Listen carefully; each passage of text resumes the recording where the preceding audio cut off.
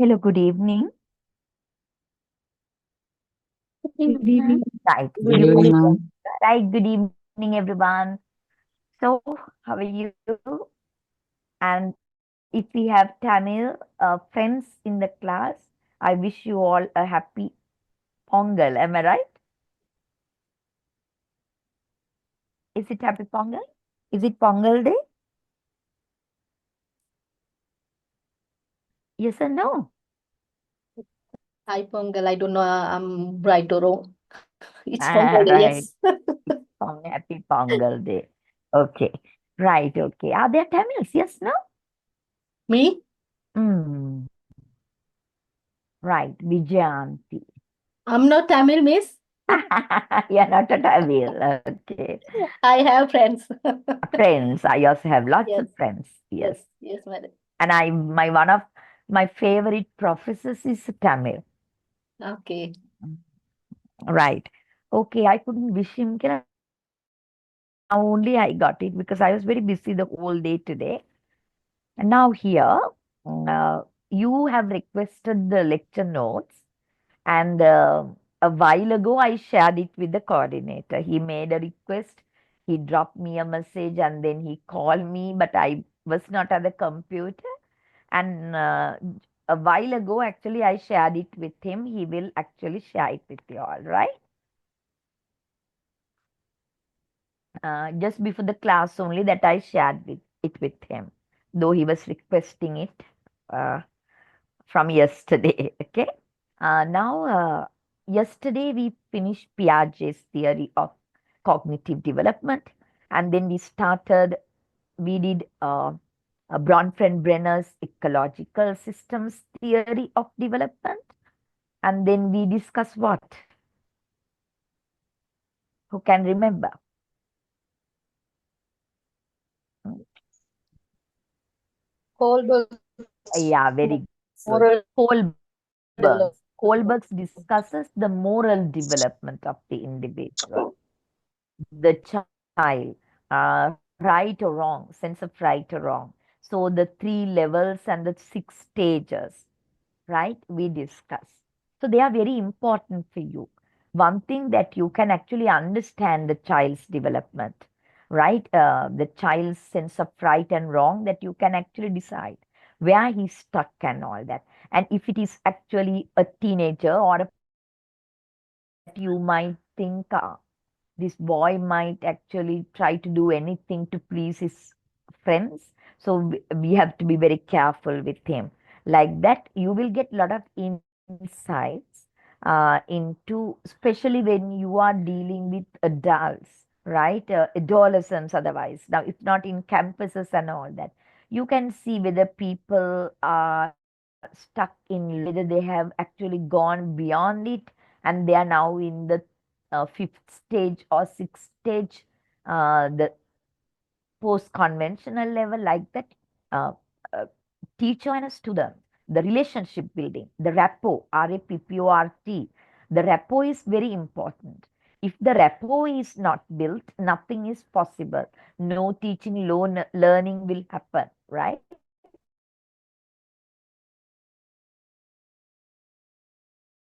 Has to build up a big, good rap students. And for the key for building up a rapport is understanding that you have about the student. Okay. So we have two more theories in the lifespan development. And then we finish topic two. I think I will discuss it in 1 hour or less than that. Then after that, we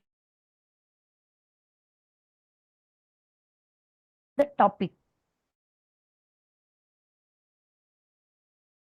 to topic three, we have topic two, that is developmental psychology. Theories to discuss. So can I share my PowerPoint with you first? Okay. Yeah, yeah. Uh, good, good, good, good, good, good, good, good. Um, then we are sharing it. I'm sharing it with you. Our screen has failed. It's invalid or copy. Mm, mm.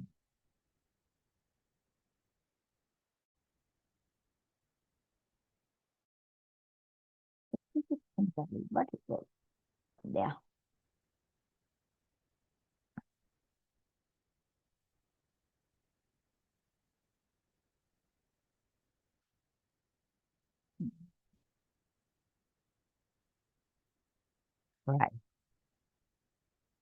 Okay. Now you all can see the slides. So it's a continuation of topic 2, developmental psychology, and we have discussed a whole lot on developmental in this unit, developmental psychology. So today there are two theories remaining. Sigmund Freud's psychosexual theory of development. Okay. The other one is Erik Erikson's psychosocial development of the child. So we will first start with Sigmund Freud. But I want to tell you the two theories. You can make notes, Putta, right? You have pen and paper. Now, two more theories under developmental psychology. So, theories of lifespan development. Today, we will discuss the other two we are supposed to discuss. The first one is, as you see on this slide, Sigmund Freud's psychosexual theory of development. Okay, Sigmund Freud's psychosexual theory. Once it is discussed, we have Erik Erikson's theory of psychosocial development. What is common is both Sigmund Freud and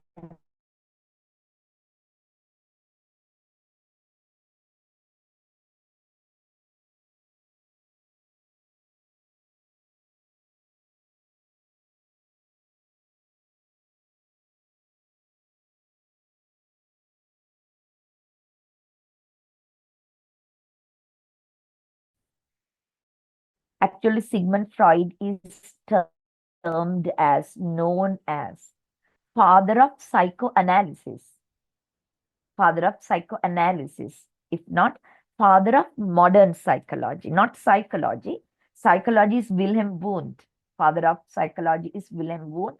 Establishment of the first psychology lab in uh, Leipzig University, Germany in 1879. But Sigmund Freud is termed as father of modern psychology. Why we call him modern psychology? Because he revealed uh, very revolutionary knowledge, that is the mind having three components as conscious, preconscious, and unconscious. Because before him, psychology was the study of mind, but they were studying only the conscious mind. So because of that, he brought in a revolutionary change to the field. So he is termed as, is known as father of modern psychology or father of psychoanalysis. Okay. So Sigmund Freud proposed theory of psychosexual development theory of personality. Sigmund Freud's psychosexual theory of development. Okay.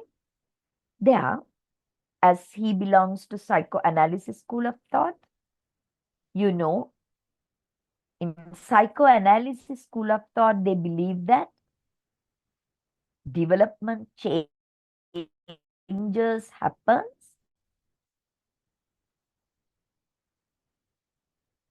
and they focus on the three components of a mind and the uh, what do you call experiences, conflicts, beliefs, and libidos stored in the unconscious mind, right? Affects our behavior. We have discussed it enough on the first day. What is stored in the unconscious mind, more than 80% of your mind. Accordingly, that we behave. Our behavior is an influence of what is stored in our mind and uh, existence of the unconscious mind, which is more than 80%. Okay. So that is very important. So childhood experiences and all that. So now, if you want to discuss Sigmund Freud's psychosexual theory, as we discuss Piaget under three underlying principles, cognitive process, and stages, right?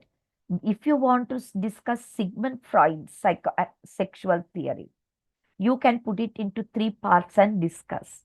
So now you can take it down. What are the three parts that we are going to put the Sigmund Freud sexual theory into? The first one is, you already know it, the three components of the mind. The three components of the mind: conscious, preconscious, and unconscious. The three components of the mind: conscious, preconscious, and unconscious. Then we have to discuss the second component, the three components of the personality. The three components of one's personality: id, ego, superego. We are going to discuss id, ego, superego. And then the third component of Sigmund Freud's psychosexual theory is stages of psychosexual development. Stages of psychosexual development. So if I ask you this question, now we are discussing Sigmund Freud's psychosexual theory, which is from the psychoanalysis school of thought, in which this unconscious mind has a big role to play. But now I'm asking you, if we want to discuss Sigmund Freud's psychosexual theory, we can discuss it in three components, three parts. What are they?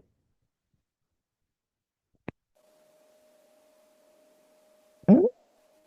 What are they? Conscious, preconscious, unconscious. No, no, no. ඒක අපි කියන්නෝනේ components of the mind. මොකද අපි කියන්නෝනේ components of the mind. What are the components? Conscious, preconscious, and unconscious. That is one part of the theory. Second part, Three components of a personality. yeah, ego, superego. That is the second part of the theory. What is the third part of the theory? Psychosexual or sexual development. Stages of psychosexual development. So we will take one by one. Okay. Now we are discussing Sigmund Freud, psychosexual theory. We are going to discuss it in three parts. First, the components of our mind. Next, the components of our personality. Third, the stages of psychosexual development. So we will take the first one, components of our mind. According to Sigmund Freud, it was a revolutionary finding or new knowledge. According to Sigmund Freud, our mind has three components. Our mind has three parts. We discussed it earlier also, but discussing this theory also, we have to discuss that. What are these three parts of our mind? Conscious, preconscious, මොකද අනිත් එක? Unconscious. Unconscious. So we discuss it further. To discuss the components of our mind, Sigmund Freud actually drew an analogy. That analogy is the iceberg analogy. That means he compared our mind to an iceberg to discuss the three parts or the components of the mind. So if you take the tip of the iceberg, which you can see above sea level, that is your conscious mind. That is your conscious mind. It is less than 10% of your whole mind. It is less than 10% of your whole mind.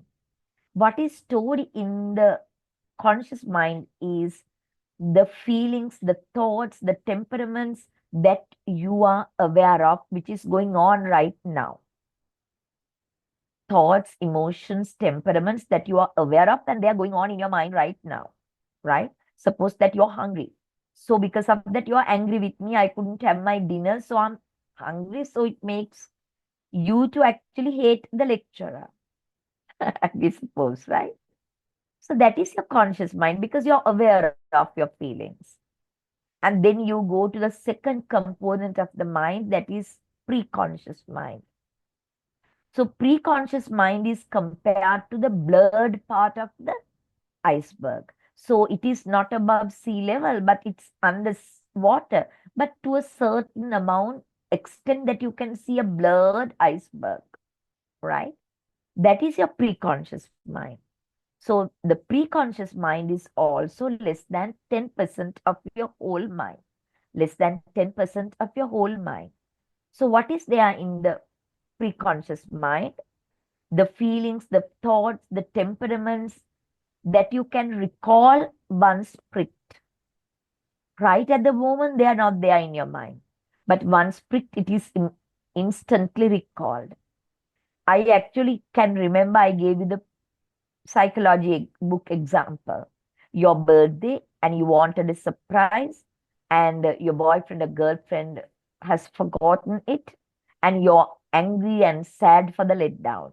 So that is your conscious mind. You know you are angry and sad for the letdown. And then pre-conscious mind is maybe that you don't want to think about it, but you go back to your first boyfriend. And then you think of how that he organized a surprise, planned a surprise party, what he gave you, and all that. Once it is recalled. Otherwise, right at the moment, you're not thinking about it. Okay? And then you go to the third part of your component. That is actually what is under the sea, and that is under the sea, and you don't see it at all. That is your unconscious mind. It is more than 80% of your whole mind. It is more than 80% of your whole mind, large part of your mind. So, what is stored in the unconscious mind, you and I, we don't know. You and I, we don't know what is stored in the unconscious mind. So, theories are there. Those theories discuss what is stored in the unconscious mind and what kind of a behavior is shown because of what is stored in the unconscious mind, right? So this is the first part, that is the three components of the mind: conscious, preconscious, and unconscious. Then the iceberg analogy, etc. Is it clear? It is a repetition of psychoanalysis school of thought. Is it clear? Yes, madam. Yes, Mm. madam. Yeah, good. Mm.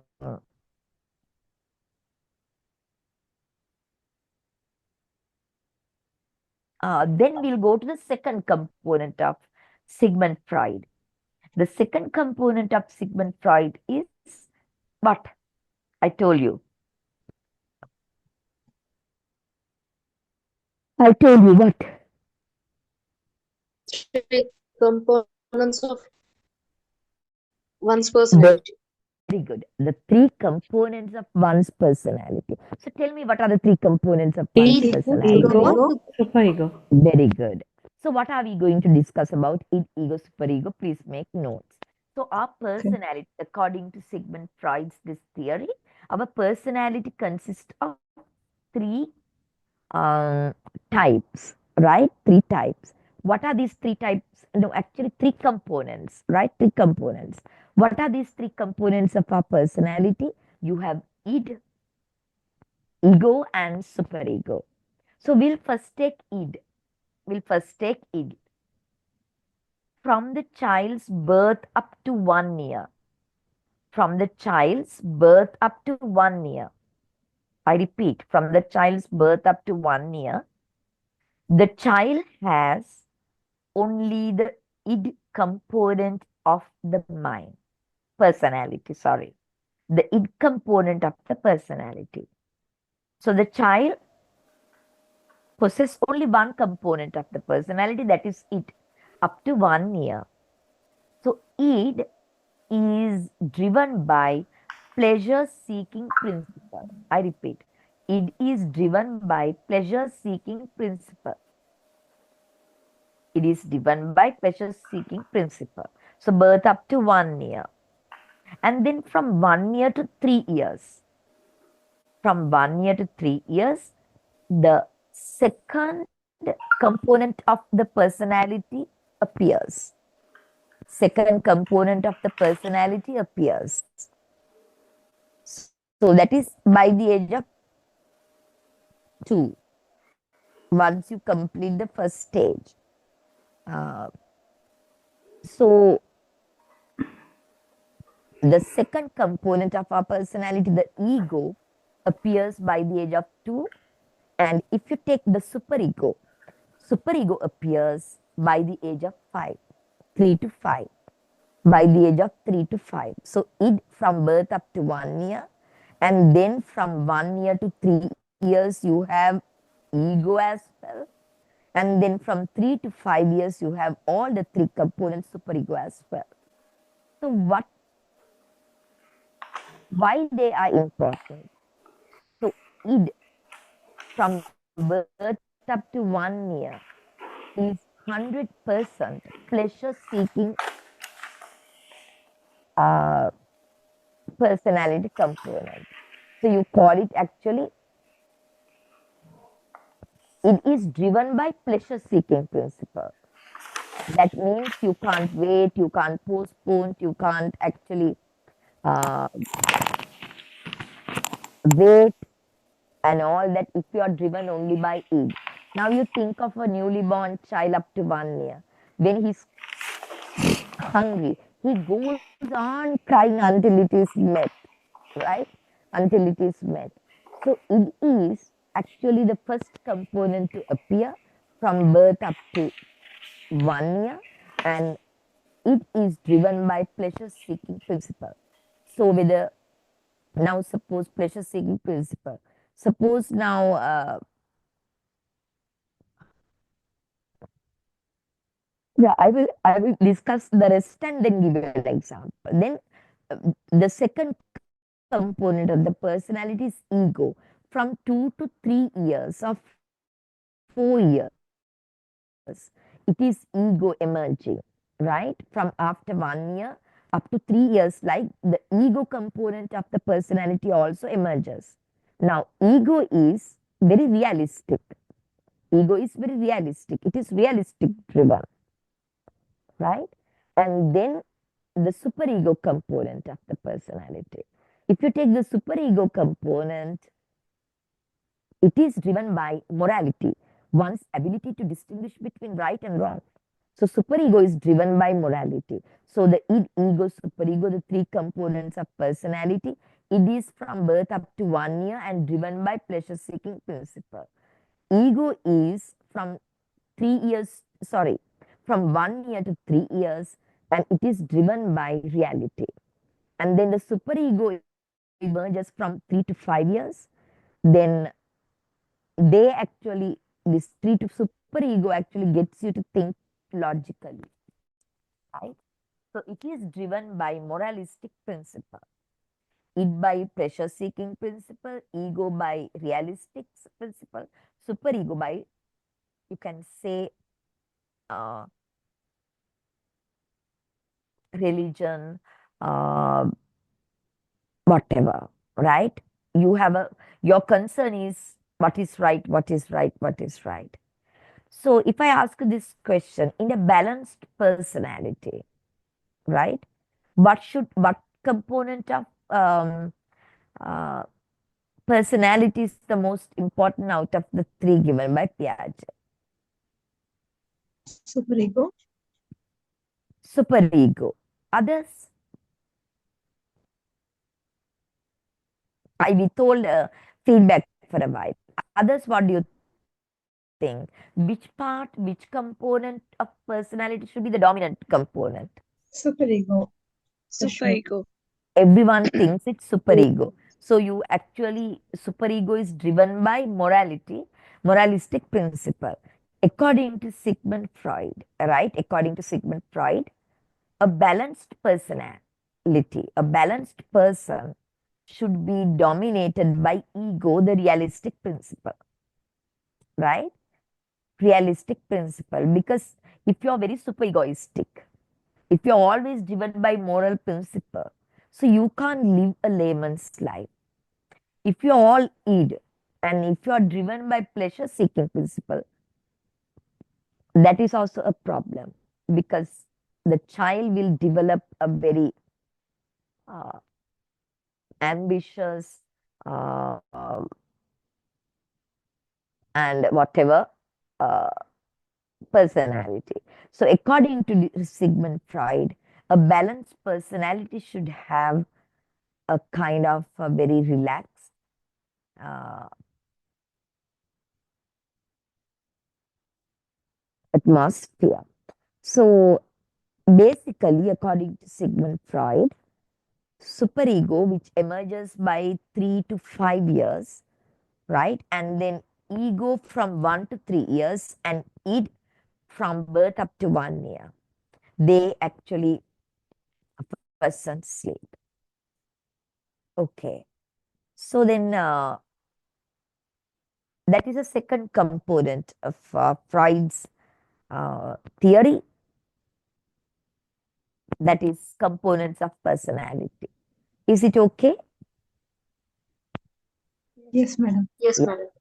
So we'll go Yes, to the madam. third part as well. Harita, third part එක තමයි. Thank you for responding. Otherwise, I don't know, right? I appreciate it that you respond. Okay. So then the third component of our personality, according to Sigmund Freud. What is the third component? Psychosexual component. Sorry? Stages of psychosexual development. Very good. Very good. Stages of psychosexual development. Okay. Now, Piaget had 4 stages of cognitive development. But Kohlberg has 6 stages of moral development. Sigmund Freud talks about 5 stages of psychosexual development. How many stages? Madam, Yeah. madam, excuse me. Yeah. Can't hear. Can you say it loudly a bit? Sound seems less. All right. Okay. Give me a second. It's this thing. Give me a second. For us, we can hear, madam. Sorry? Yes. For us, it's clear, madam. Clear, no? It's your problem, Pute. You have to fix it from your side. Okay? I can hear the sound, madam. I Right. can hear it's very clear as well. But uh, if it is loud a bit, it will be I good. try my best. Then, Yeah, okay? network is okay. Yeah. Network is okay. The voice is Right. Okay. I will try my best. a little bit loud, ma'am. Yeah. Okay, dear. No worries. Like, Sorry. no problem. I will try to actually speak a little bit louder. And the third component of Sigmund Freud's psychosexual theory is the stages of psychosexual development. So when we talk about psychosexual development, I want you to actually discuss each stage as we did it with focus of libido, major development, and adult fixation example. So this is what we are going to discuss about each stage of psychosexual development as said by Freud. So what are the 5 stages of psychosexual development? Here you can see the 5 stages of psychosexual development by Freud: oral, anal, phallic, latency, and genital. Can all of you read this first stage? What are the 5 stages of psychosexual development by Freud? Oral, anal, phallic, latency, genital. In these psychology books, there's a mnemonic to keep these stages in mind. All age pensioners like grapes. The first letters are taken for the mnemonics.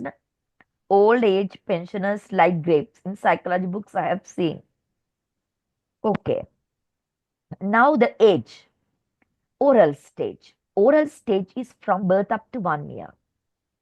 The child's psychosexual development oral stage is from birth up to 1 year. Now the focus of libido, I have to explain that. Now Sigmund Freud developed this psychosexual development theory proposing that different stages of the child has libidos to fulfill. What is the word? Libido. Libido is a kind of a physical desire. Libido is a kind of a physical desire. So the child is born with that desire, physical desire to fulfill. So different ages, different desires, focusing on different parts of the body. They are physical desires. No, the physical desires for the stimulation is focused on a part of a body. And accordingly, Sigmund Freud has termed them as oral, anal, phallic, latency, and genital. So focus of libido means the body part that the child seeks gratification. The body part that the child seeks gratification. We call it libido focus, focus of libido. During oral stage, birth up to 1 year, the child needs a lot of stimulation around this oral body, if not mouth, tongue, lips, etc. Right? The child needs a stimulation on this body part during birth up to 1 year. So, what is the major development there?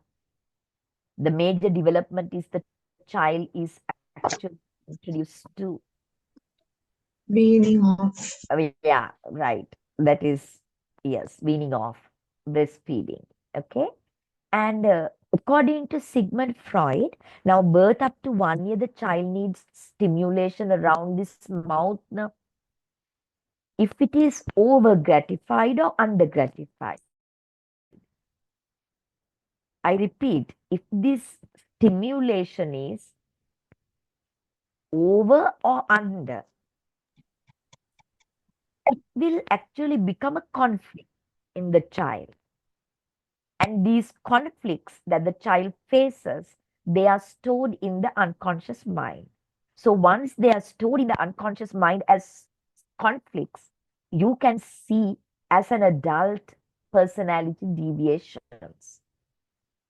Once again, if it is oral, the body part of the libido, erogenous zone here in psychology books that you can see erogenous zone. Erogenous, EUROGENIZE erogenous zones. So in the first stage, it's the mouth, the tongue, the lips, and etc. So if it is over gratified or under gratified, as an adult, you can see an adult who is still seeking gratification in the oral body part because they are stuck there. They are stagnated there. Sigmund Freud, they get stagnated. So, samaning, if after 1 year, they should not see gratification in the oral part. But as they got stagnated, it became a conflict and it is stored in the unconscious mind.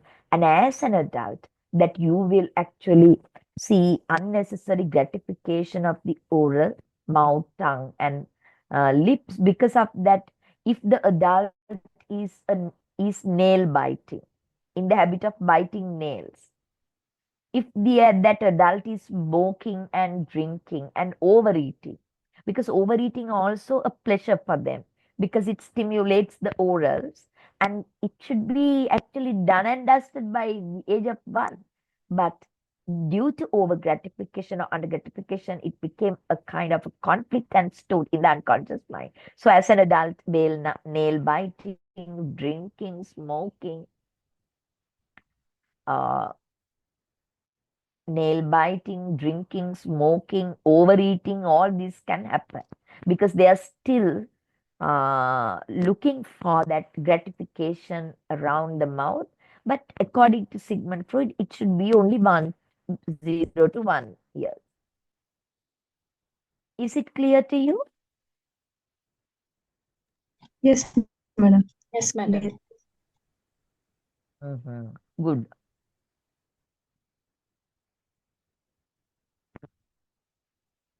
Now the second stage of psychosexual development, that is the anal stage. Anal is from 1 to 3 years. Okay, 1 to 3 years. The focus of libido, if not the erogenous zone or the body part, that they need stimulation is the anus. Then you know the important life event is toilet training. Toilet training. Now, over gratification of the stimulation of anus or under gratification of the stimulation of the anus during birth up during 1 to 3 years can lead to a conflict. The child might get stagnated there. This stagnation and conflict is stored in the unconscious mind. And as an adult, because adults, they don't know what is stored in the unconscious mind. You and I do not know what is stored in the unconscious mind. But we study the behavior. According to Freud, if the adult is over cleanliness, orderliness, messiness, like an extreme. Some are very messy, some are actually, orderliness is over, right? It is clean, it is swept, but they go on sweeping the house and all that. ඒ වගේ extremes, messiness or extreme orderliness can be a result of this conflict or the stagnation during the anus. That is from 1 to 3 years. Now, there's a research done sometimes back, not in Sri Lanka. I have read that paper. In that, they have actually uh, uh, collected data from these adults, those who have this extreme orderliness or messiness as adults. It's actually very difficult. No? Sometimes it breaks the marriages also, because the wife is obsessed with orderliness, all the time cleaning, as it's a kind of a traumatic experience. They are in a conflict, no? So they are always angry and shouting at others and all that, because they are doing it because they are in a conflict, right? Why did it happen according to this theory? During 1 to 3 years, that is the anal stage where they need stimulation in the anus, it is over or underdone. Because of that, Sigmund Freud says that during that stage, you should not laugh at the little ones for the accidents. They have put past tools and then you shout at them or laugh at them. They will be kind of, it's embarrassing for them, and it actually affects their mind. And you should not actually, according to that research I was talking to you, according to that research, now we have working mothers now, not like old days, right? So because you have to go to work after 3 months, maybe after 5 months, maybe, so you have to introduce the child formula, and formula gives them constipation. So when they have to pass stools, right? It is actually a tiring one for them, not a smooth one, because they have constipation. So that is actually, that will lead to over gratification or over gratification, according to that research.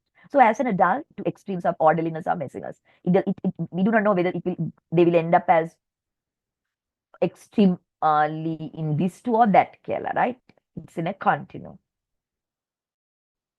So in the same paper, it was told you're going to caregiver or parents or grandparents and all that, then you actually tend to get them to pass tools before you go. All right, then it's easy for the others. Miss. And before the child is ready, you force the child on potty training. That also affects the child, and then it gets kind of, um, it becomes a conflict, and the child gets stagnated in this period age, and they are stored in the unconscious mind as an adult. This extreme orderliness or messiness can be seen in them. So you might also know people, right? Those who are having this problem. It's very common, actually speaking. Okay. Then you can, is it clear to you, dear? Yes, madam. Mm. Then we'll go to the third. Okay. Phallic stage is from 3 to 6 years. Phallic stage is from 3 to 6 years. And what is the libido or the erogenic zone? That is the child's genitals. if you look at a child who is between 3 to 6 years, sometimes you can see they just touch it all the time.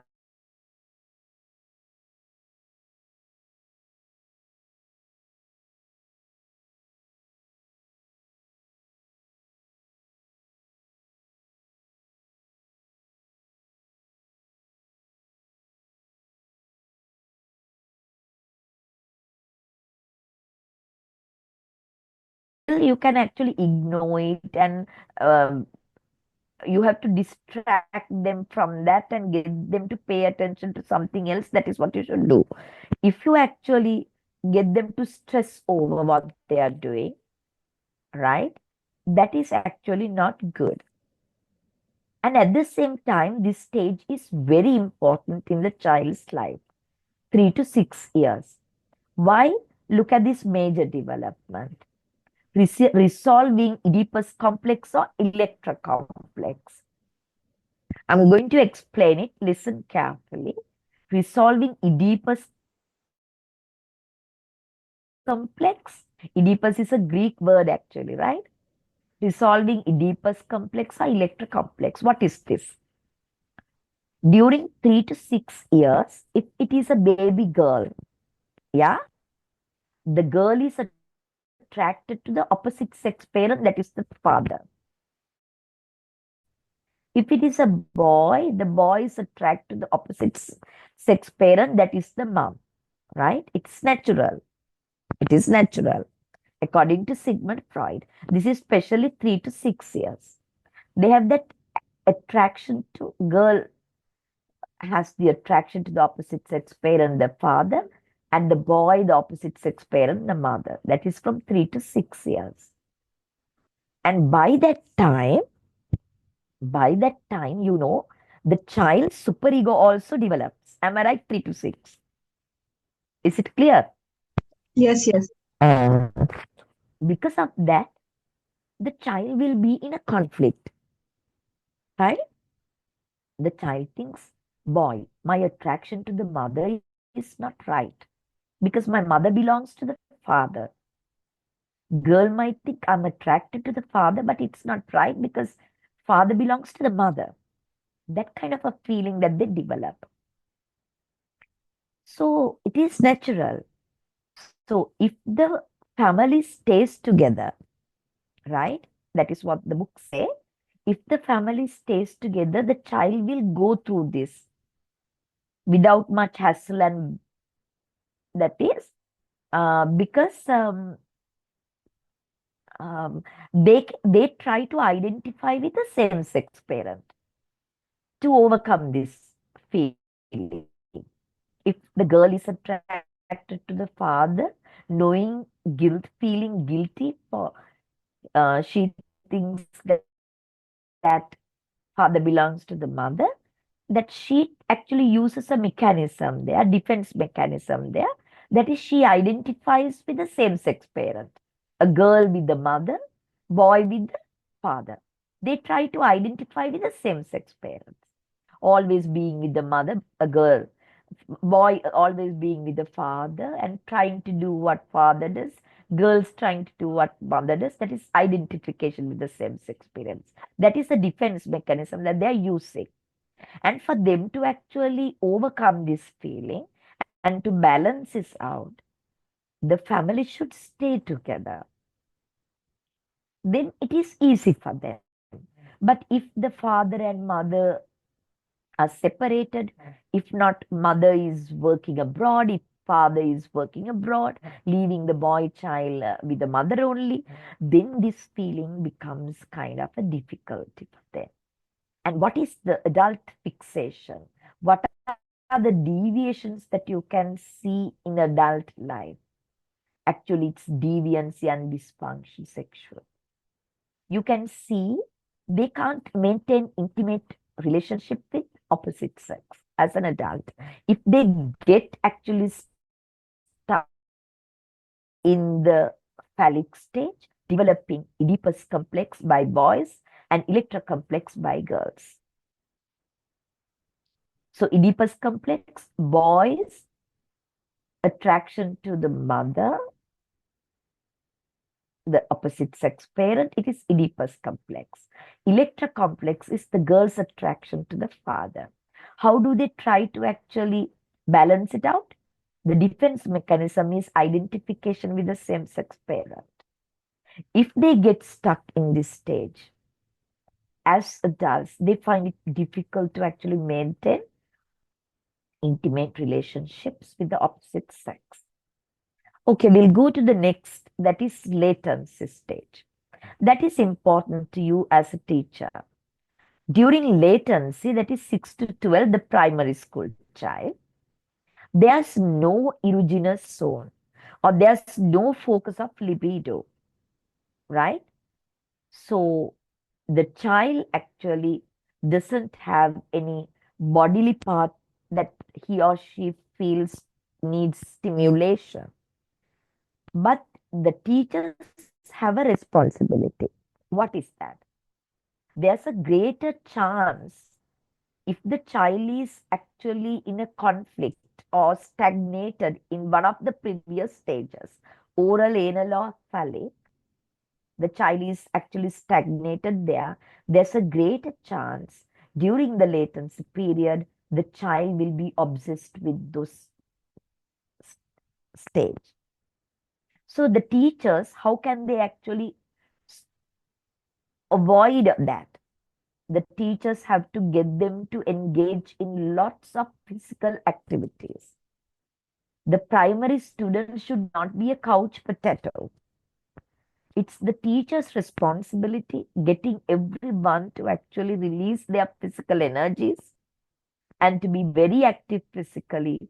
Then they will have no time to be obsessed with previously stagnated ages. Right.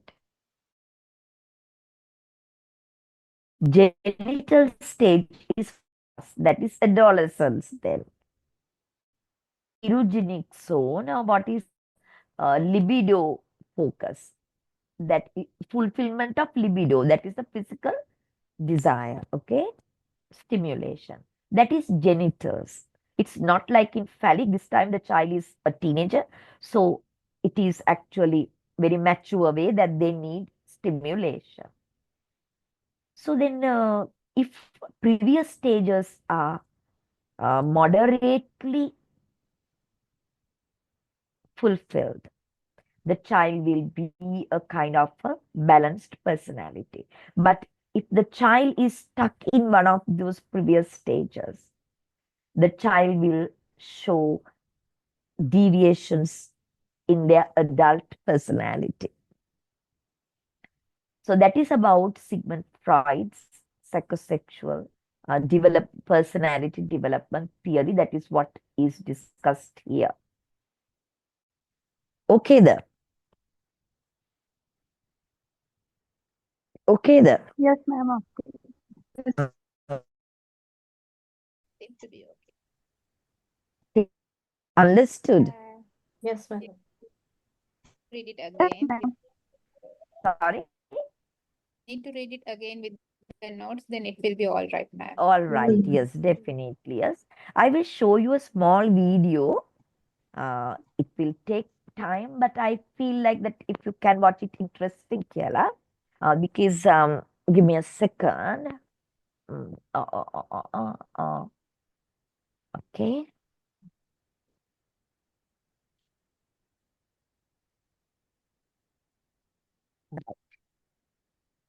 See whether you can hear the computer sounds. Yes. Not yet. Now? All right, so let's dive into Yes, the madam. first theory of Yeah. personality called the psychoanalytic theory. Now, you've probably heard of someone super famous in the psychology world named Sigmund Freud. So let's write his name down here because it's very important for this theory. Okay, so Sigmund Freud. Well, it so happens, fun fact here, that Freud was not even a psychologist. He was a physician, more specifically a neurologist. And in 1885, he went to Paris to study hypnosis. History lesson for the day. Okay, so let's go back and talk about this psychoanalytic theory. So our personalities have memories, beliefs, urges that we are not always aware of, and that make up this unconscious. And the major driving force behind Freud's instinctual theory is the concept of libido. And you may have heard of this in a different context, but we'll go over it in terms of this theory. So, libido is natural energy source that fuels the mechanisms of the mind. And when this libidinal energy is stuck or fixated at various stages of psychosexual development, there's another keyword. So when this fixation occurs at this psychosexual development and stages, conflicts can occur that have lifelong effects. So fixation at a particular stage is what predicts adult personality, according to this theory. For example, someone fixated at the oral stage, which is actually the first stage in psychosexual development, might have oral personality characteristics like being overly talkative or having a smoking habit when they grow up. Okay, so Freud breaks down those mental structures I was talking about into 3 parts, and we can look at this by looking at an iceberg. So let's break this down into 2 parts first. The mind is hidden below the surface. Right after birth, it's immediate gratification. Back to these psychosexual out, but it's, oh, this person has really big arms. Bit of a conflict. Okay, so the id is sitting on one shoulder here, and it's in the middle. Because superego, so the ego right over here, remember I said earlier that the ego is part of the conscious moral demands of give me any pills. So this whole process that I went through of the ego, the super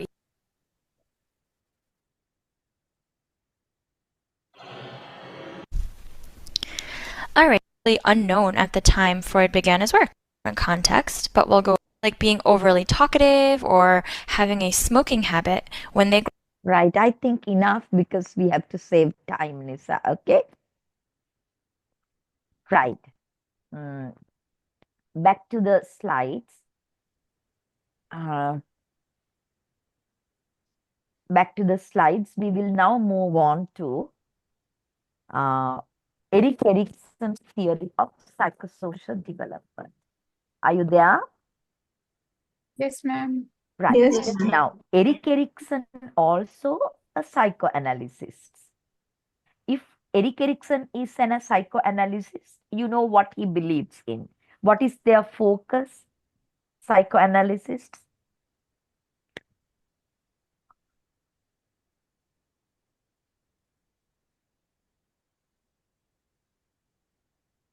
Psychoanalysis lagi focus එක මොකක්ද? The existence of the unconscious mind. What is it?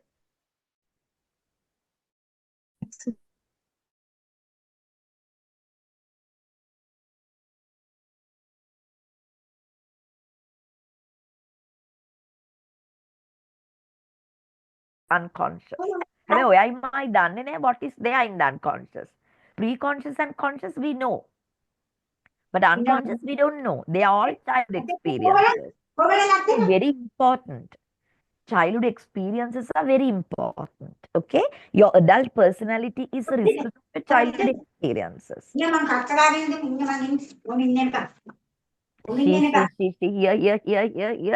have to be mindful about your mic.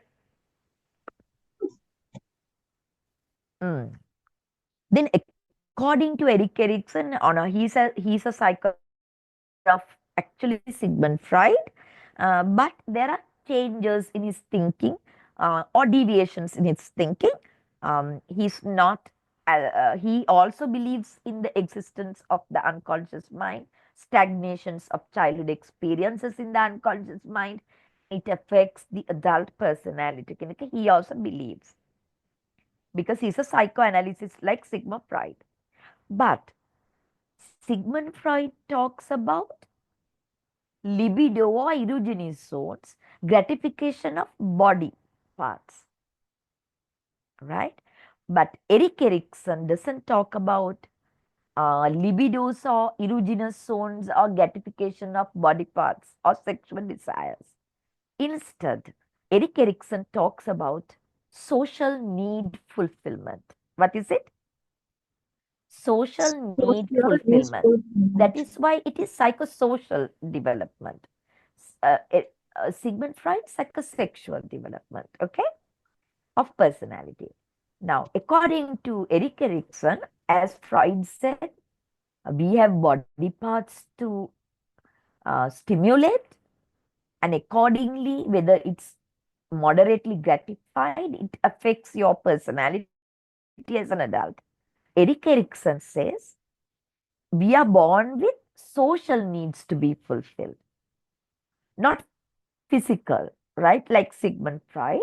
Erik Erikson talks about social needs to be fulfilled during not 5 stages as Sigmund Freud. Erik Erikson talks about 8 stages, right? 8 stages of physical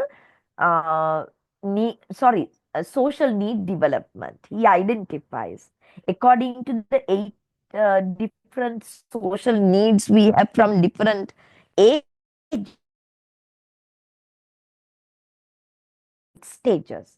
And if we actually don't get these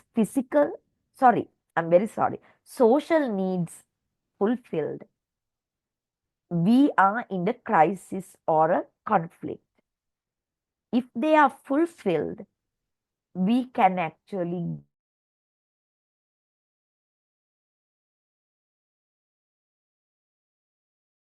right? It personality deviation. So Erik Erikson has 8 stages. The stages are named. First word, there are 2 terms. The first term is the social needs that we have during that age or the stage to be fulfilled. And if the social need is not fulfilled, the crisis or the conflict that you will feel. And as they are not fulfilled, they become conflicts and stored in the unconscious. What will be the deviation, etc. We can discuss. Okay, that is the crisis anyway. Now, what are the 8 stages? We are going to first discuss. The first stage, from birth to year. In the slide, it is not there. The first stage of psychosocial development is from birth up to 1 year. It is termed as trust versus mistrust. Trust is the social need. This is birth up to 1 year, okay? Trust is the social need the child has. If this trust is not moderately fulfilled, the child develops a conflict in him or her that is an adult full of mistrust. Okay? Now, how can you get them to fulfill this social need of trust? Because he's only birth up to 1 year. The main event is feeding. The main event is feeding. Consistent caregiving. Consistent caregiving. If the mother or the caregiver attends to the child consistently, right? Then the child's social need for trust is fulfilled. But if the child is not attended to consistently with love and warmth and concern, the child feels it and it becomes a conflict. And this experience gets stored in the unconscious. As an adult, he will be an adult full of mistrust. And there is a research based on this. And this was done sometimes back though. The researchers have taken the two community. One is an African tribe, an Australian community. So the sociologists have seen that this African tribal community is full of mistrust. They fight, argue, they don't trust each other. They live very kind of animalistic life. And they have seen an Australian tribal society, tribal community rather. They are very loving, respectful, and they have trust about each other, and it's fully knit, right? And happy adults. So they wanted to actually apply this Erik Erikson's theory. It's Erikson's they applied, but they applied Erik Erikson's as well. The first stage, they have asked them, what are their caregiving patterns during the first stage? And they have studied it. What? The African tribal women, they have to go out, they have to go to the field with the husbands. And there are large families, lots of children as well, one after the other. And the children are not cared for, right? Mother also goes to the field now. So the child is also taken with her, and the child is, that is the practice in that tribal community. The child is hung on a branch of a tree in a cloth cradle, and time to time, when the mother wants, mother will come and would come and feed the child. Not when the child is crying, when the child is actually, now the child has wet the cradle, but the child goes out crying and nobody to actually uh, care there. So that kind of a community has adults full of lots of mistrust.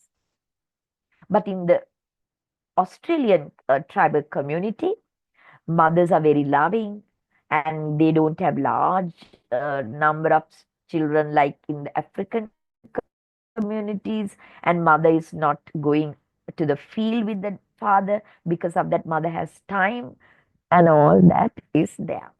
So because of that, it is actually confirmed. The child's first year of life, that is birth up to 1 year, child has a social need. That is, social need is trust. How can you fulfill that social need in the child? Give him consistent caregiving.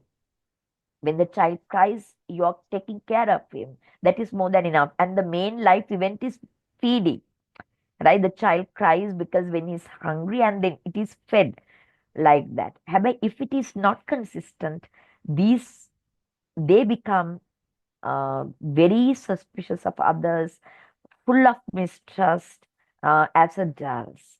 Okay, that is what the first stage of psychosocial development of Erik Erikson.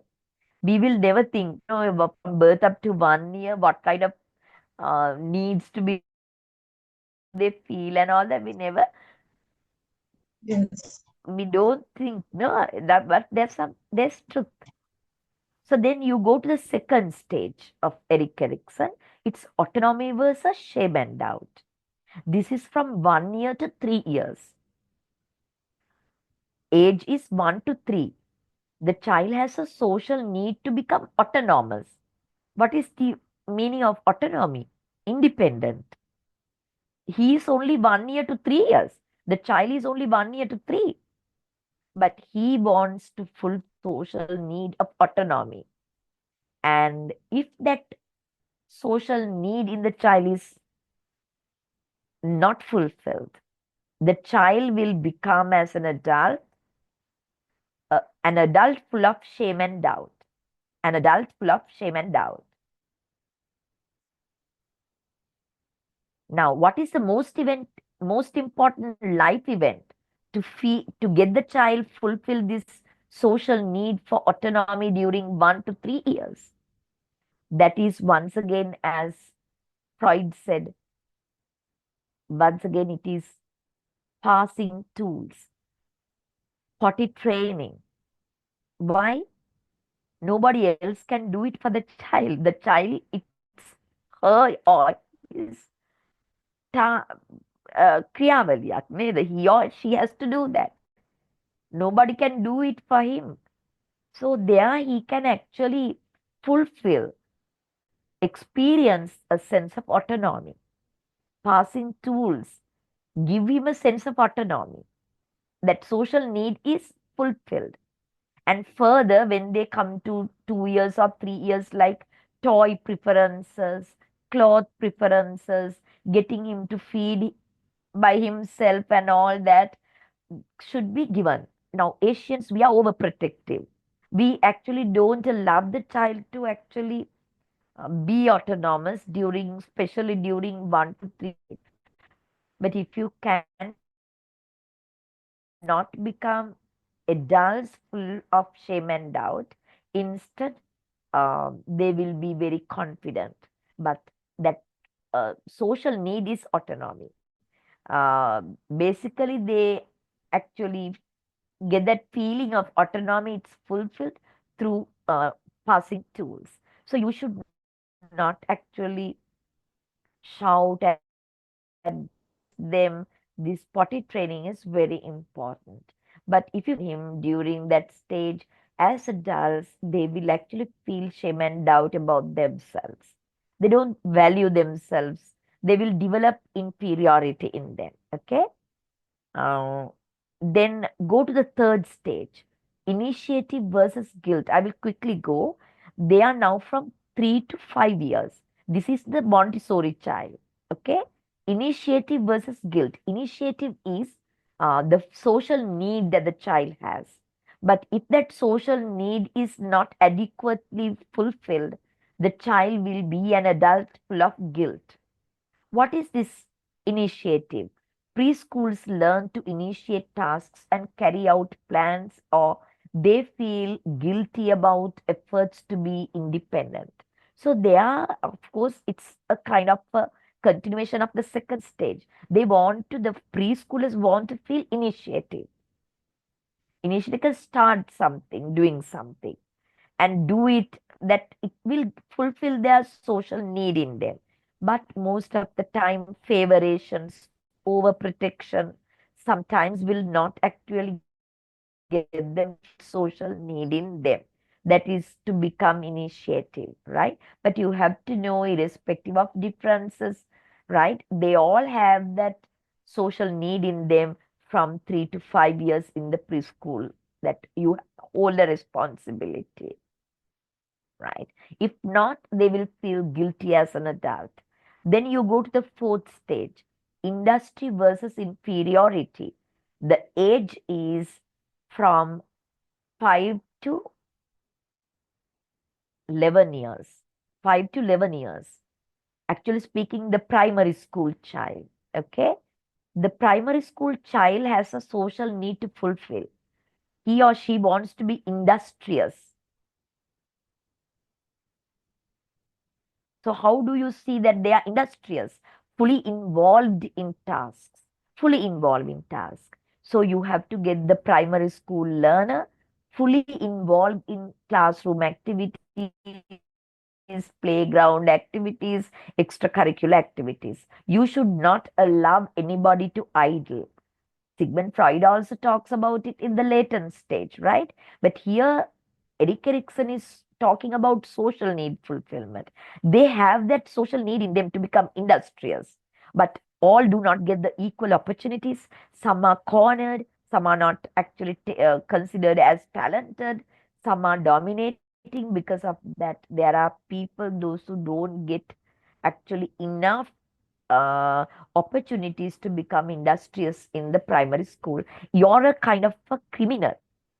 You're a particular destroyer if you don't allow each and every child to become feel industrious. If you don't actually give them opportunities to be fully actively involved in all the activities in the school, that is your responsibility as a primary school teacher, not just imparting subject matter. That is not the role of the teacher anymore, right? So you need to actually think of fulfilling this social need in the child. Each and every child has. Some are simpleton, some are good for nothing, some can't work with others. Some, of course, their parents don't want them to be actually engaged in any of the activities. But it's your duty to convince them and to see what the child can manage and do, and accordingly get him to involve in them, and they will actually fulfill that social need for become industrious. Otherwise, what happens as adults? They are very inferiority thinking. They actually feel very inferior. So, feeling inferior is very dangerous. It can lead to self harm, it can lead to harm others. So, because of that, nobody should develop uh, sense of inferiority. And its teacher has a big role to play. During primary school, each and every child is made to be initiative and industrious and fully involved in activities. Then, of course, they will not feel guilty or inferior when they're adults. Um, that is it. And I will share one of the, is it okay if I share that story? Now, can you remember? That was about 10 years or 15 years ago, like in Kavattaratnapura. There was series of murder cases, all women were killed. Can you remember? Oh, madam, we don't know. Huh? We don't know about this. Yes, madam. Yes, Yeah, madam. Yeah. yeah. And the culprit, he was boycotting. Nobody could actually, later on, after 10, 15 years, it came, kind of, it was revealed. What happened? He was a very fragile, small made, and nobody will suspect him as a murderer, kind of a man. And then he has killed about so many women in the Kahavatta or Ratnapura area. So when they were actually doing a DNA on some other case, only that this is actually found out. Otherwise, he was actually escaping because nobody thought that he's capable of doing something, and he has a kind of mindset. And then later on, then he was actually taken into custody and he was sent to prison. And then psychologists became interested in the case because it's all women murder. And then they have actually collected kind of data from him by getting where he, as he is a very small made man, very fragile. Mother used to tell, no woman would like you. Even the boys in the school, no girl would like you. And when he attempted, no girl actually liked him. And he developed all throughout a sense of inferiority. So it led to harm others. In most of the cases, sense of inferiority leads to harm him or herself. Okay. So both are equally bad.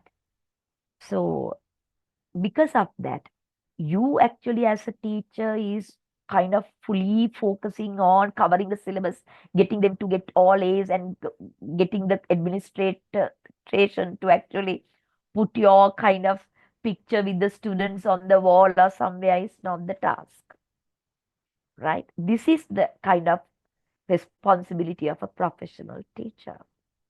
Okay, so industry versus inferiority. Sometimes teachers have favorations. So some are given opportunities, others are cornered. That is what happens in school. You have to give equal opportunities. You have to know what they are good at.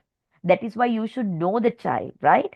And you should know what they are good at, and accordingly that you have to actually get them to be involved. Then they can fulfill this need in there, right? Then come to the fifth stage, that is identity versus role confusion. Identity versus confusion or role confusion. This is actually the teenage, uh, 11 to 18 years. That is the upper school or the senior secondary school. These children, they have a social need to fulfill. That is a sense of identity. So they want to know who they are, what they are good at, Others know them by their names, others know that they are good at this and all that, kind of an identity that they wanted to. So sometimes there are good for nothing people, but you can find that he's very helpful, he's very kind. So people, others know him for his kindness, for his interpersonal skills, like that, for his language, for his sports abilities, like that. They want a kind of an identity. This is the teenager. So if there is, in classrooms you can see there are some, they don't actually have any identity, nobody knows them, they are simpleton and all that. But it's your duty, right? When you start paying attention and call them by their names and get them to do some work for you, maybe it's actually maintaining the classroom, may paper wall or whatever.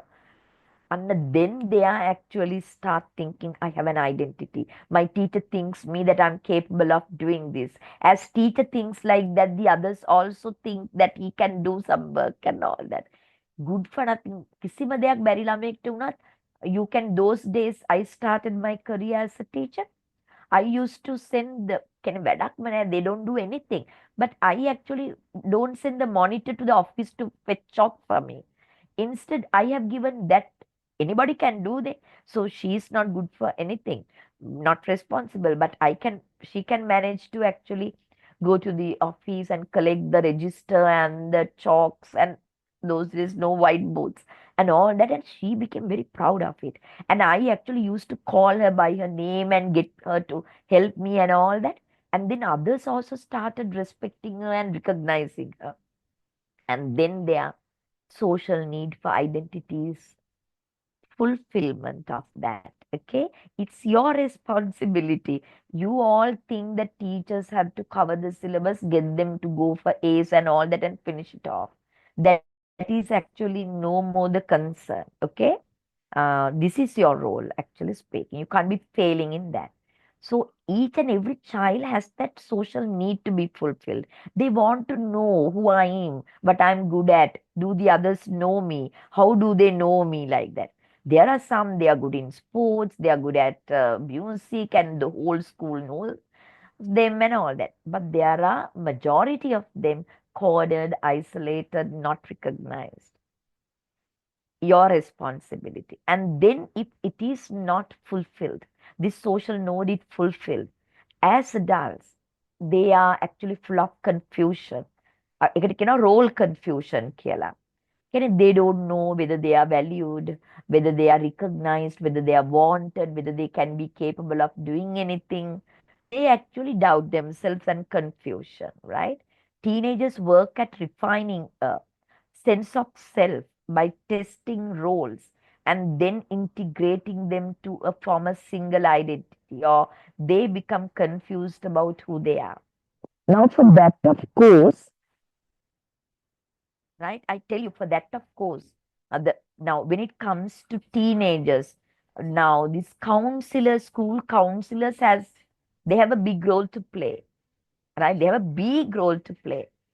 School counselors, each and every child, right? This is who you are, this is what you are good at, these are your interests, these are your achievements, this is what you're capable of.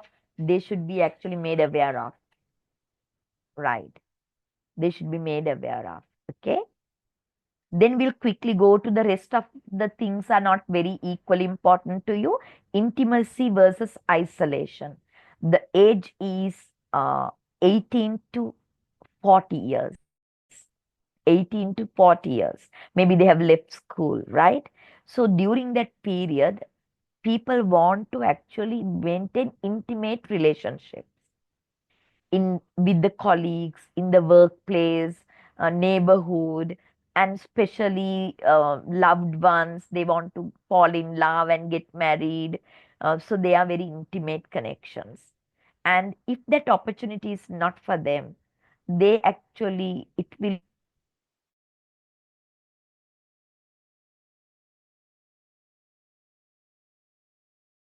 or I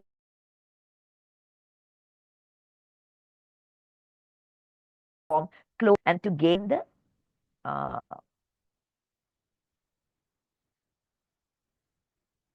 I don't see. They want to actually engage in love. You're my wife, you're my husband, this is my family and all that කියන එක. හැබැයි if they now ඒකත් වෙනවා now you think now somebody who actually passed the marriageable age, maybe they are in about 35, 40, then they have lost their interest in intimate relationships also. Even if they get married, it's a marriage of convenience.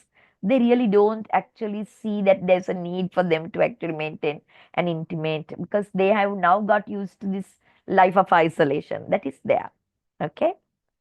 Then අනිත් එවන වැඩක් නැහැ. Generativity versus stagnation, that is from 40 to 65 වගේ වෙනකම්. Okay. So I'm there, right? Generativity to stagnation, 40 to 65 වෙනකම්. Generativity කියලා කියන්නේ now you're middle age. So you want to actually be a social being. So you want others. Now if it's workplace, you're the senior teacher. Others come and ask whether this is okay to do. You're given responsibility to actually train the young. And in the church, that you're an adult and you give advice to others. In the family, you're the father or the mother, your children look up to you. That is generativity.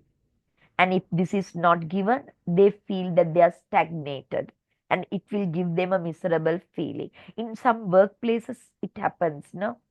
uh, Young ones come thinking that they are very energetic and posh and all that කියලා. And when the ICT came, it happened, no.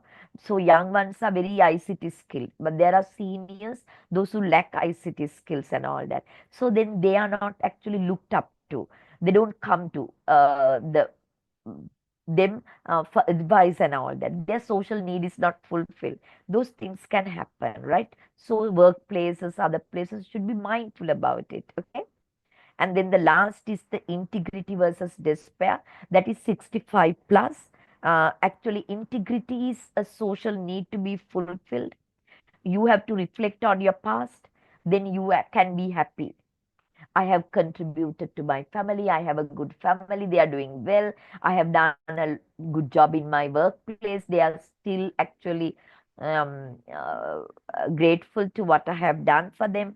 I have worked for the church and the church me and all. That is integrity. But if you have failed in all that, you will live a life of despair. And according to research, actually there are 60 plus people committing suicide a lot.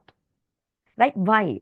They have lived up to 60 years and now committing suicide because they feel this. They are full of despair because the previous stages have not been fulfilled in a good way. So they don't feel kind of uh, uh, there's no integrity. Because of that, they feel bad, despair, and then there's a kind of a high suicidal rate due to that. Now, even if you fall sick, even if you do not earn anymore, if you have gone through the previous stages very well, so you will live a happy life. That is what they, so you have to be mindful about the life that you live now. Then you can actually live a life of integrity when you are old. That is it. So I think this theory has a lot for you to think what your role is as a teacher. Am I right? Yes. Yeah. Now, actually, we have come to the end of uh, what do you call the developmental psychology, unit 2 or the topic 2. Under topic 2, I discussed what is lifespan development. This is developmental psychology. What is lifespan development? Distinguishing between growth and development. Then we look at aspects of development, physical, cognitive, and socio-emotional care. Then we look at factors affecting lifespan development. Then we looked at theories of lifespan development. There we discussed Piaget's theory of lifespan development, referring to three components. Sorry, Piaget's theory of cognitive development, referring to three components. Then we discuss Bronfenbrenner's ecological system. Then we discuss Kohlberg's moral development. Then today we discuss sigma, right?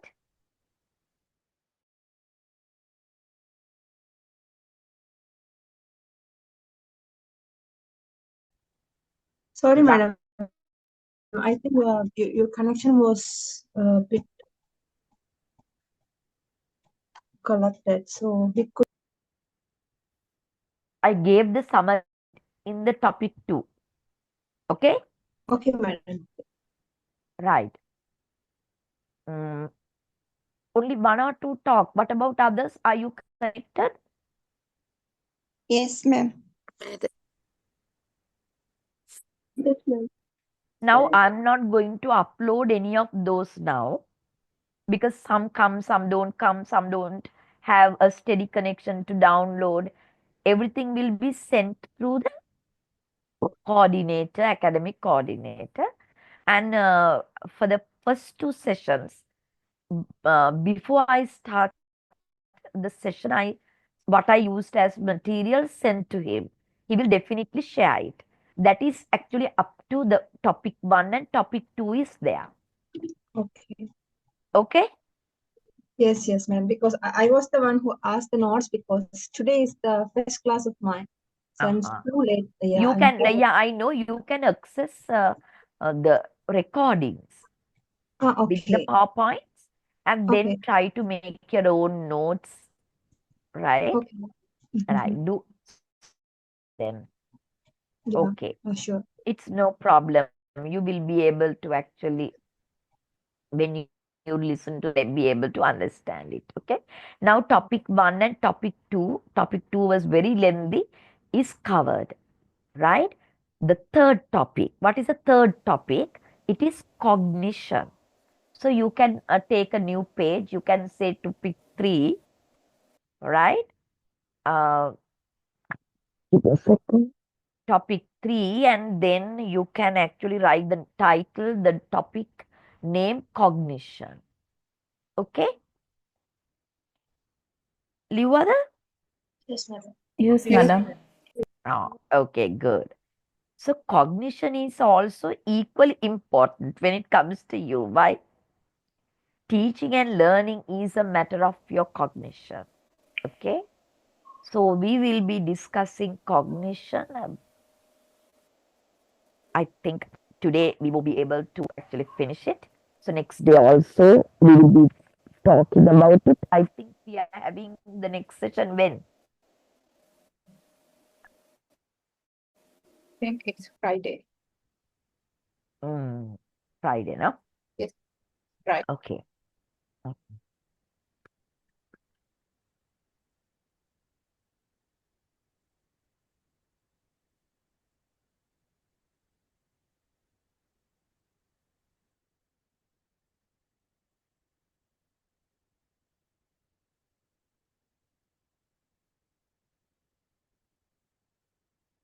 Understand what I'm telling? Yes, madam. It's not Greek to you, no? You can understand, okay. But as I told you, don't think it's my fault.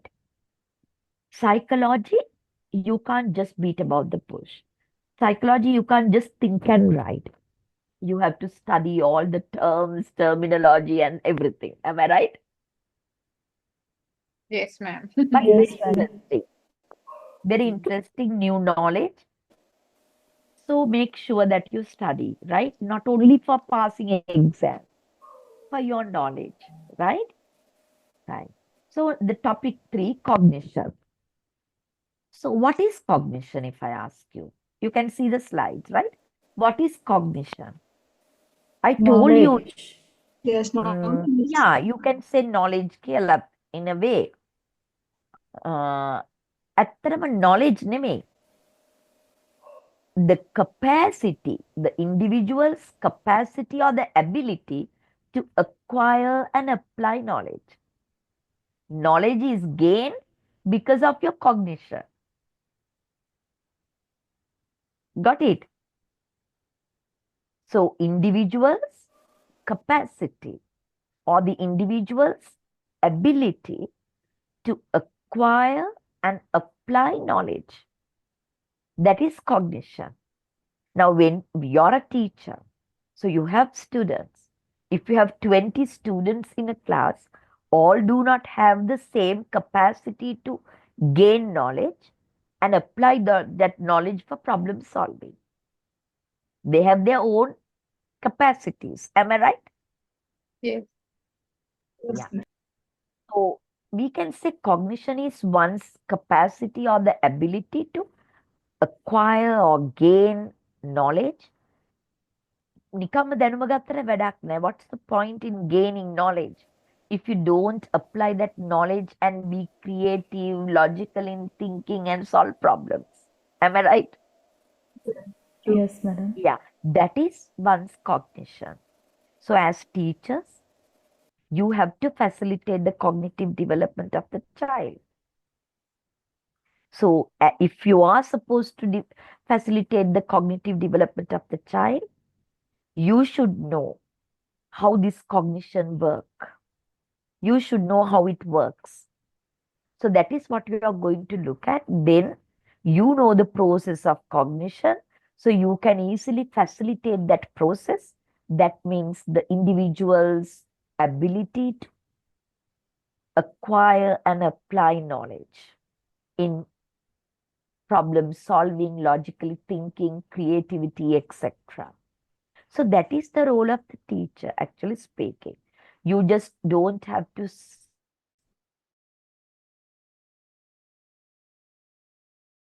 facilitate using some strategies. How can you use the strategies if you do not know what this cognition is all about and how it works? What is meant by cognition and how it works? And if you know how it works, you can facilitate the process, that is one's capacity to acquire knowledge and apply them and solve problems and be creative and logical in thinking. Is it clear? Yes, ma'am. Yes. Yeah. So there's another definition. The ability to use memory, knowledge, experience, understanding, reasoning, imagination, and judgment in order to solve problems and adapt to new situations. That is what I told you.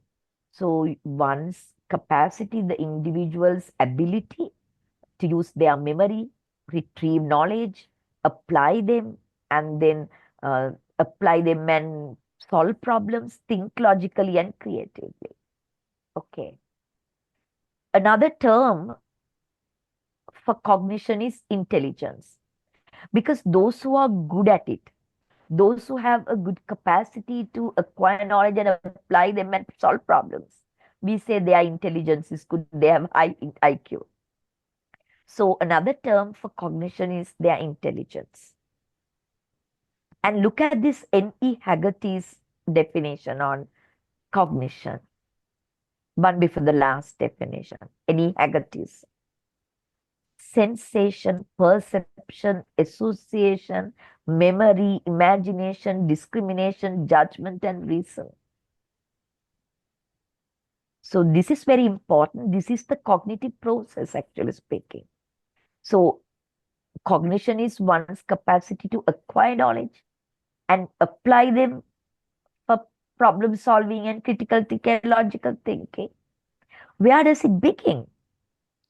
It begins with sensation.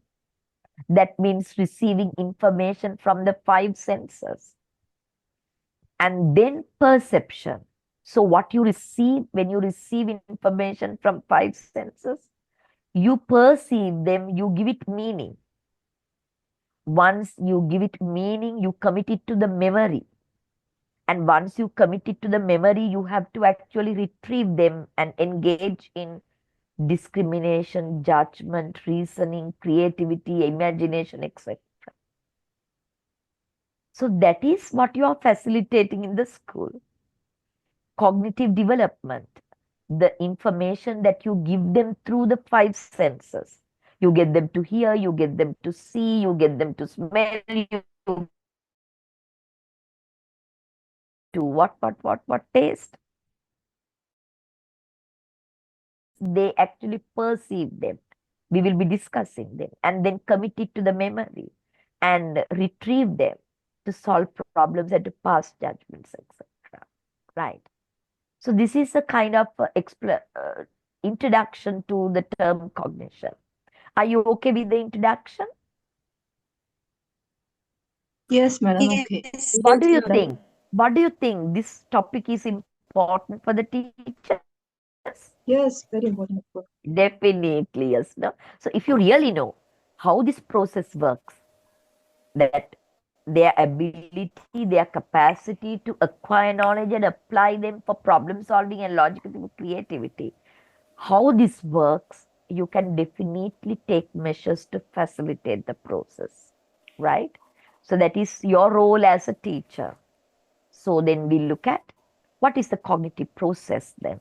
It begins with, right, acquiring of knowledge, acquiring of information begins with the two processes of sensation and perception. The two processes of sensation and perception. So we are going to look at what sensation is and what perception is in a brief manner. Then what is perceived, what is understood, what is given meaning by you is committed to your memory. Sensory memory, short-term memory, and long-term memory. And what is stored in the memory, sometimes you forget them because due to very many reasons. So your students also, they commit information, knowledge into memory, but they can't retrieve. They are forgotten. They are lost from the long-term memory or short-term memory. So why do we forget? If you know why your students forget, you can actually use strategies to minimize forgetting. And paying attention is the key to any of those things. So that is also a cognitive process. And then you use in stored information and retrieve them to solve problems and make decisions and all that, to think logically, etc. So this is the basically what we are going to discuss in brief as the cognitive process. What is the cognitive process? One's ability and capacity to acquire knowledge and apply them to solve problems, think logically, and to become creative and original, right? So it happens as a series of events or a process. Sensation to perception, memory to forgetting, and attention and problem solving. We will take first sensation and perception as one of the most important element of cognitive process. තේරෙනවාද තෙරෙයියා මා කියලා අනනේ temple. Do you understand? You තෙරියමා කියලා අනනේ. Am I right? Yes, madam. Yeah. Yes, madam. තෙරියමා, yes or no? Yes. Yes, yes. Okay. හැබැයි පාඩම් කරන්න ගොඩායි නේ? Yes, madam. That's the thing. හැබැයි I'm not actually, now you learn all this not only for exam purpose, right? I will actually, the last day I will talk to you about the structure of the paper, and we have some foreign, those who are joining from Abu Dhabi and all that. Are they silent today? No, miss, it's listening. හිතුවාද shutdown වෙලාද කියලා. Okay. I will actually give you lots of choices and uh, show you how to prepare for the exam. These are not only for exam purpose, right? That is, as teachers, you should know them. Am I right? Yes, miss, it's so useful. That is why. Yeah. So exam is not based on, we will give you a lot of choices so then you can select and study. No? That of course is possible. But I want to cover the syllabus and give you a kind of a good understanding about um, how to be a professional teacher in your classroom, right? Okay. Now the cognitive process, sensation and perception. Okay.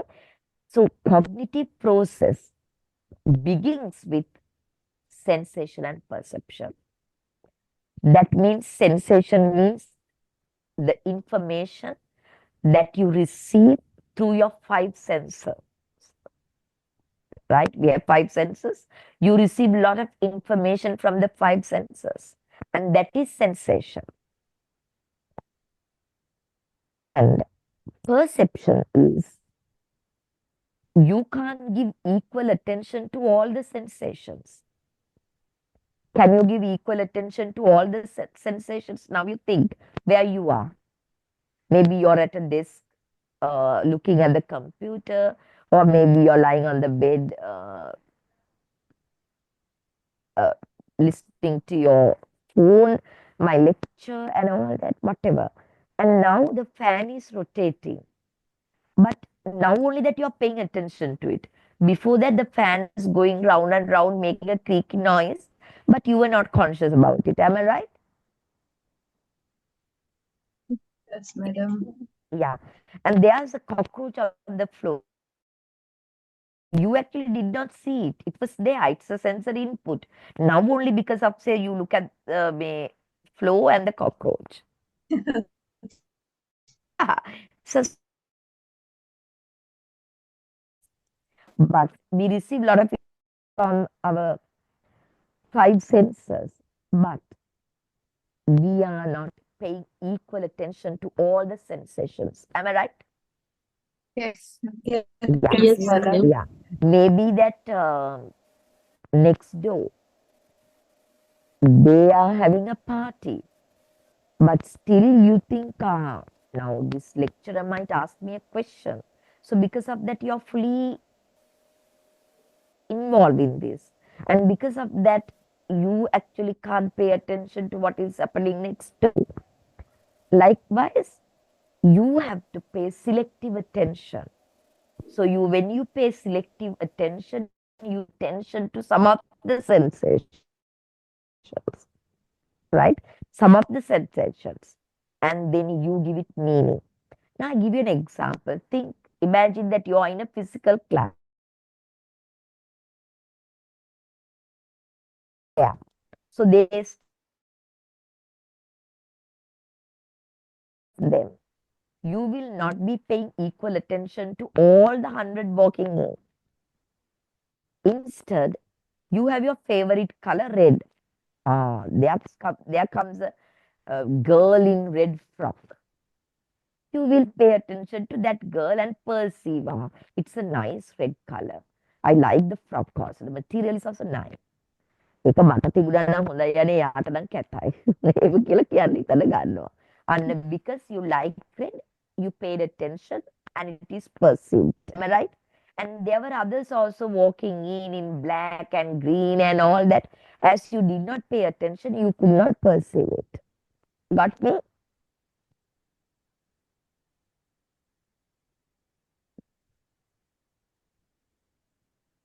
Hello? Got me? Yes, madam. Yeah. So that the same thing happens with your own students as well. This is, you have to be very mindful.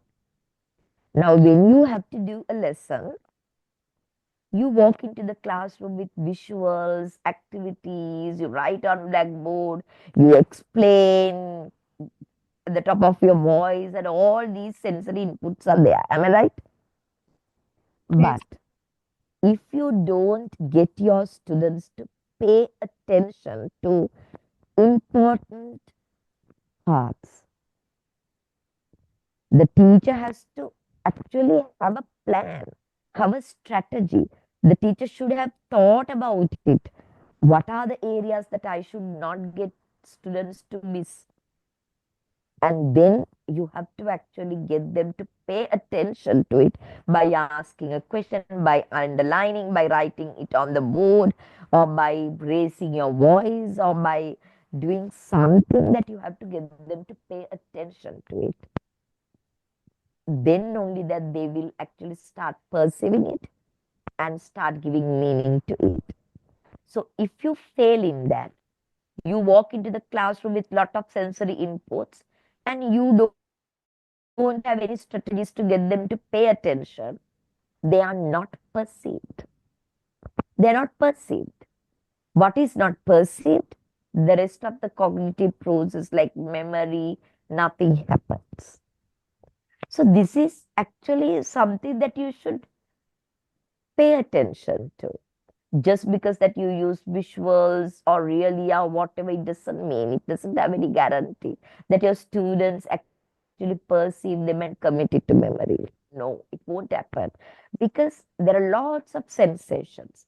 Depending on their interest, they will be actually paying attention to them, not to what you really want them to pay attention and learn. So, teacher getting ready for a lesson doesn't mean go on talking, getting them to listen with no, nothing happens. So that is why lesson planning is needed. So you have to think of important areas of the language and you have to actually get them to pay attention to it. Very simple things like, showing a visual, writing on the board, getting them to underline it in the textbook, raising your voice and repeating it several times. That is actually you get them to pay attention to the important part of the lesson. Then they will start perceiving. As I told you, 100 of girls walk red, so you look at girls in red and then try to give it meaning. Got it?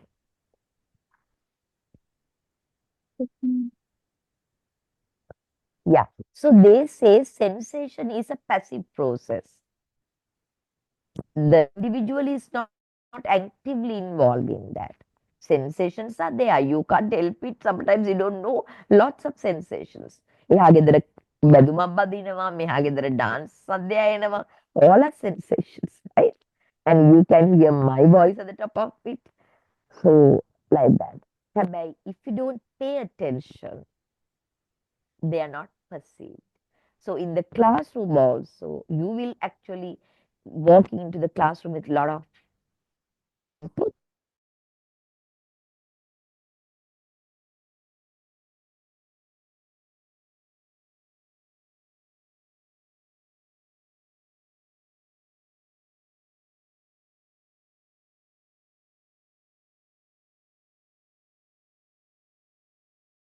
Very common strategies that the teachers actually use to get the students to pay attention to the sensation, for then only that they will be able to perceive it. Are you okay, Okay. madams? Right. Can Yes. one of you read this slide? How they work together. Sensation occurs.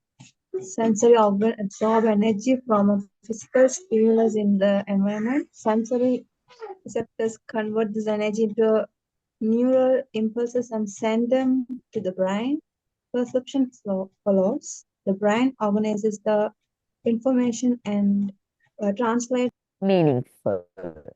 That is actually the beginning of the cognitive process. So when you walk into the classroom to teach something, right, you need to think in terms of this. So when you plan your lessons, you actually prepare visual aids, activities, you go and write it on the board, you raise your voice, you ask questions, all these things are done. They, so we have some more about perception. Look at this picture. I will quickly explain, but next day I will explain this again. Perception, because it's 8:20 now. Look at this picture image and tell me at a glance, don't think twice. What do you see in this picture? Two people face to face looking at each other. Right, okay, that is what you see. Everyone sees two faces. Everyone sees only two faces. Anything else? Vase. I Yes, can madam. see I a also vase. Yeah. like that. Some see a vase here, né? Right. Some see a vase. Some see two faces looking at each other. Now this is what happens in the classroom also. This is same picture. It is perceived in a two different way. Am I right? Yes, madam. Yes, ma'am. That is what happens in the classroom also. You go and teach, it's the same lesson, but your students will perceive it in very, very different ways. That cannot be. Why? As teachers, you have a syllabus to cover. You have specific objectives of the lesson. So the students should learn that. But what happens in the classroom is students will perceive it in different way. So that is what we are going to discuss it next day. But look at this, the same picture once again, it can be seen differently. So according to this picture is actually to discuss Gestalt laws of perception. I'm going to discuss it next day. It's interesting and it's very useful for the teacher, right? To facilitate perception, giving meaning. So this comes from Gestalt, Gestalt, Gestalt laws of perception. Here you can see the word Gestalt laws of perception, right? There it says that this is called figure ground concept. What is it called? What is it called? Figure ground. Figure ground concept. Now here there's a very good lesson for you. Now look at the figure. Figure is the white pass. Figure is the white pass. Okay. Ground. Ground is the two faces in black. So compare this to your classroom teaching. Figure is what you really want them to learn in the lesson. Ground is you can't actually present the subject matter without background information. That is how you present the lesson. You can't help it. Now, for example, you all know English name. Because of that, I will take English example. You're a grade 6 teacher and you want to teach them simple present tense, right? You're a grade 6 English language teacher. You want to teach them simple present tense. So to teach simple present tense, verb formation is the figure, the white vase. But how can you teach it simple present tense? When to use it and what is the verb, base form or S form? You have to actually get an interesting topic. So you think, my boys, they like Sana Jayasuriya, right? There's one Jayasuri in the class, no? Is it in this class that we have one Jayasuriya? No. Yes, madam. Right. Okay. Now, Sana Jayasuri, everybody knows, and my students are boys, they might like to read about Sana Jayasuri. So you take a small article, you prepare it, Sana Jayasuri and his family, how they spend the weekends, Kela. Because there you have to use the simple present S form or base form. So the lesson objective is to get the learners to learn, uh, get the learners be able to form the simple present be verb or base form sentence. But you can't present it without the ground. The ground you take is Sanat Jayasuri and his family, how they spend the weekend. So as some of you first saw the two faces, the ground, your students also will become interested in Sanat Jayasuri and the family, and they can buy part it and they can reproduce this. They will go there, they will do this and do this and do that, but not the base form or the S form, the figure of the lesson, the what you want them to learn. Am I right? Am I right? You understand? ළමයි කිව්ව එක තේරුණාද නැද්ද කියන්න ළමයි? Yes, ma'am. Then actually ගිහිල්ලා හරි happy එකක ඉන්නවා. My students actually learned it කියලා. But actually they have actually paid attention to the ground, not to the figure. Now what do the teachers do? Then the teacher should have a clear idea what my students be able to do at the end of the lesson. We call it objectives of the lesson, specific objectives. And to get the learner to pay attention to the specific objectives and learn it, you have to use strategies. Otherwise, what will happen is they will learn the ground. That is not the objective of the lesson. And it is research. Most of the cases, teachers actually don't get the learner to pay attention to the figure. So they learn the ground and finish it off. And at the end of the day, objectives of the lesson are not realized. Objectives of the lesson are not realized. So that is lesson planning. You have to know what are the objectives of the lesson, specific objectives. At the end of the session, what the students be able to do. And you have to have strategies to, and that subject matter is presented with the ground, definitely. You can't help it. So because of that, you have to have strategies to get them to pay attention to the ground. So otherwise, you will not be able to realize the specific objective of the lesson. So with that, I think I can actually stop for the day. It's almost 9:30 now. I hope that what I started as the topic 3 cognition is going to be an interesting topic for you. So I have a question from you. What I taught you today, uh, do you understand? Yes, madam. Yeah, Yes, madam. It was clear. yeah. Madam, small thing, when you describe with the cognition, You're not clear to me. Speak louder. and yeah, can you hear me now, ma'am? Now, okay. Yeah. Ma'am, when we are discussing about what is cognition, so the Uh-huh. first slide you show, and there are, if I'm Yes, not madam. wrong, four things, four statements there. If the question asks what is cognition, so we need to do all of them, or we need to select No, no, no, anything, no, no, no, no, right? no, no. They are just for you to know. You can quote one or two and you can explain it in your own words, incorporating what is there in your own words. Okay. Okay. If you provide one or two quotations, very well done. It means you have by hearted. No? So it Oh, shows your depth of working, right? How hardworking you are. Even if it is not quoted, if you have the ideas and then summarize it in your own words, that is expectation. But when you actually add a quotation, the examiner has to think, no, now this girl has or this boy has studied a lot. That is, they have by hearted quotations also. Okay, na? You tend to get full marks with the quotations. But even if it is not quoted, but what the idea given is written, that is it. okay, ma'am, got it. Thank you. Yeah.